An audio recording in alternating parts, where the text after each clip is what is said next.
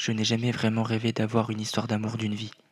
Enfin si, qui dure toujours, pas qui s'étend de manière indéfinie et apparaît et disparaît au bon vouloir des protagonistes.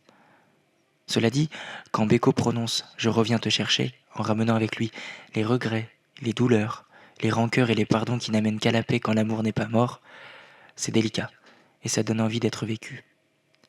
Il ne faut pas avoir honte pour revenir malgré ça.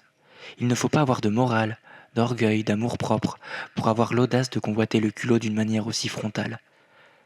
Je crois que j'ai trop de fierté à enterrer pour être capable d'y joindre les regrets, alors je préfère vivre avec la culpabilité que de mourir avec fierté. La fierté, c'est déjà une mort de soi au profit d'une image qui ne mérite pas d'exister. Parfois, on pense que la curiosité est conjointe à l'innocence, mais dans certaines situations, on est bien conscient qu'un mouvement s'opère, et que la relation bascule. J'ai porté le masque et l'horreur, c'est qu'en moi, j'étais convaincu que ce masque n'était qu'une façade qu'elle brisait dans l'intimité, alors qu'elle le voyait autant que les autres. Et même les failles étaient des doutes bien amenés pour suivre la mythologie que je m'étais donné à suivre. Cette histoire, j'aurais pu la vivre si l'égocentrisme et la vanité n'avaient pas capitalisé la place et éclipsé le véritable amour qu'elle ressentait pour moi.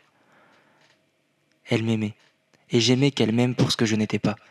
Donc logiquement, quand sous quelque terre inconnue je redécouvre les fragments d'un moi que j'ai assassiné pour faire briller un autre qui avait pris sa place, à défaut d'avoir gardé son cœur, je recompose l'histoire d'un amour impossible dont j'ai tracé seul le schéma. Je savais que tu m'attendais. Je savais que l'on ne pourrait se passer l'un